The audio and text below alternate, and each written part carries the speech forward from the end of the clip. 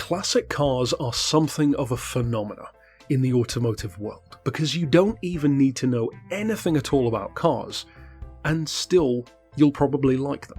There are people who know nothing about classics at all, maybe even nothing or next to nothing about cars in general, who will still go to car shows, museums, and even private collection tours, and even just see a classic driving down the road, and still double take, look at it, smile, point, wave, and discuss it with the owner. There's just something about a classic or vintage car that hits different. And the beauty of it is that because of the natural passage of time, more and more vehicles are technically becoming classics every day.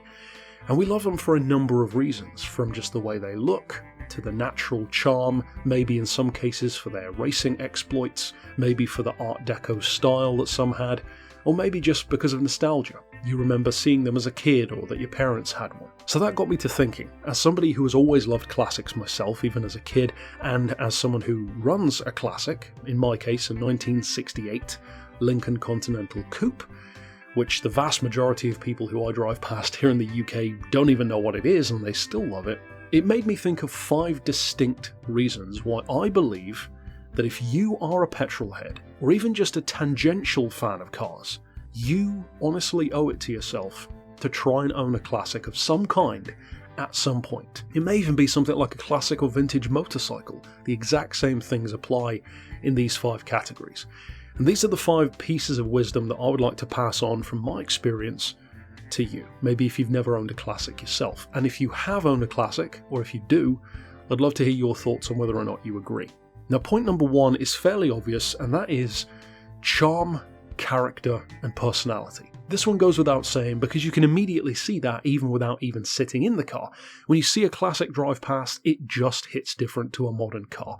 I can assure you, if you pick the right one, if you get a car that meshes with you personally for whatever reason, be it the way it looks, drives, or just the memories that it brings, you will experience a kind of personality, an almost unspoken charm that a classic has that modern cars simply do not.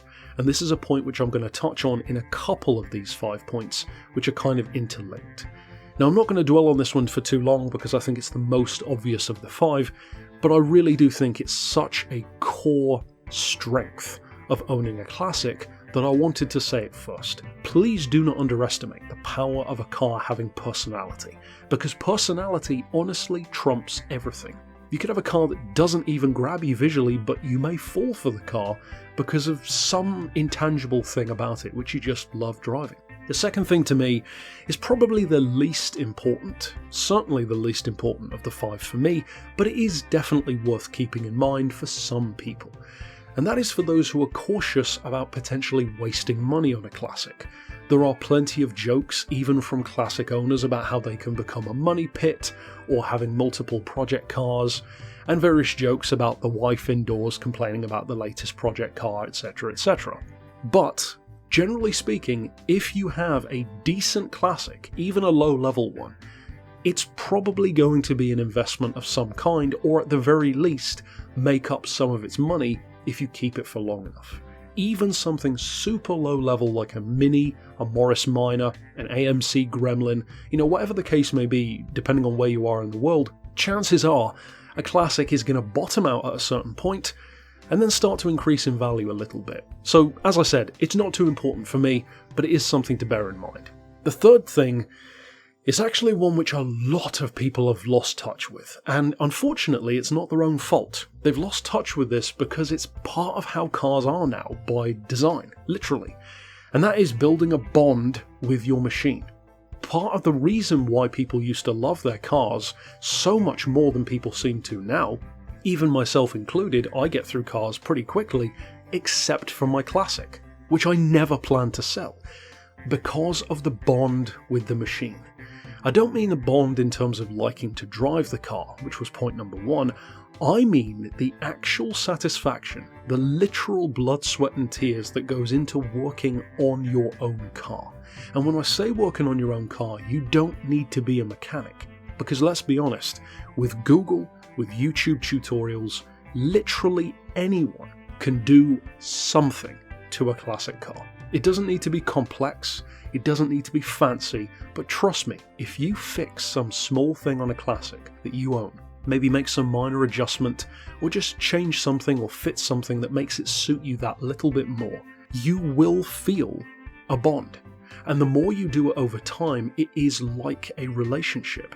You become more invested in this machine. Now, to some people that'll sound ridiculous, but for those who have experienced it, you know what I'm talking about. You feel more invested because you've put more into it. No longer is this vehicle a commodity like an iPhone that you buy, use, and throw away. Now it's something which you purchased with a story behind it, and now you're a part of its story. You're along for the ride. You put your effort, time, and money into it for no other reason than because you want to keep the car around, want to drive it, and want to enjoy it, and then at some point maybe you'll pass it on, or maybe you'll keep it, have it as a hand-me-down of some kind. You have invested more into the car, so it means more to you. That is the bond with the machine.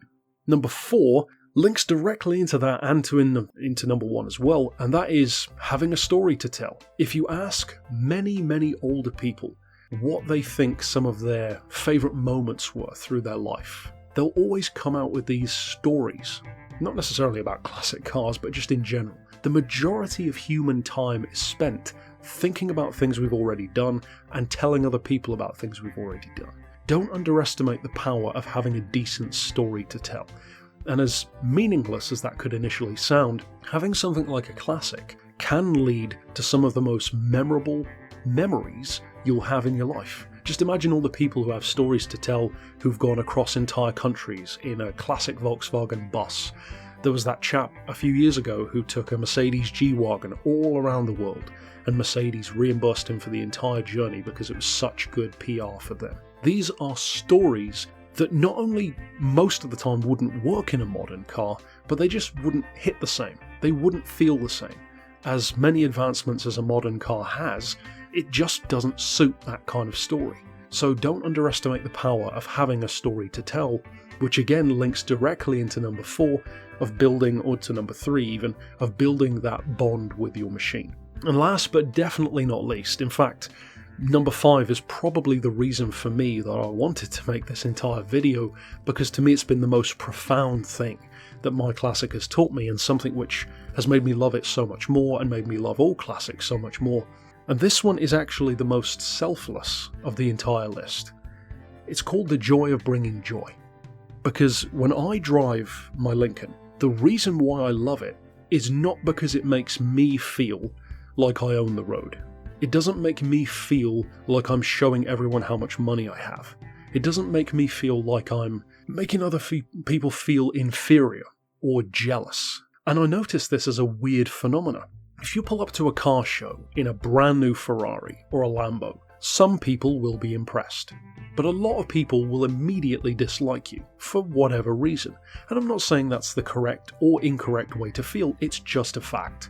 If you pull up in a classic, I could pull up in a car show in a literal $60 million Ferrari, like a 250 GTO, and a disproportionately low amount of people would feel jealous, because they're so busy basking in the awe of this piece of history, this piece of racing history, this piece of drivable art, that they literally don't even give a second thought to who's driving it. So in that sense, I would say that if you're the kind of person who wants to show off how cool you are, then a classic is the worst thing in the world. Because when you drive down the street in a Ferrari, sure, people are going to look at the driver, see who it is who's earning that kind of money. So if that's what you're looking for, go for something like a BMW M car, an Audi RS, these brand new, flash, whatever models. If you want a car where people appreciate the machine, and that you can actually step back and be part of the crowd around your own car, just appreciating this time capsule of awesomeness,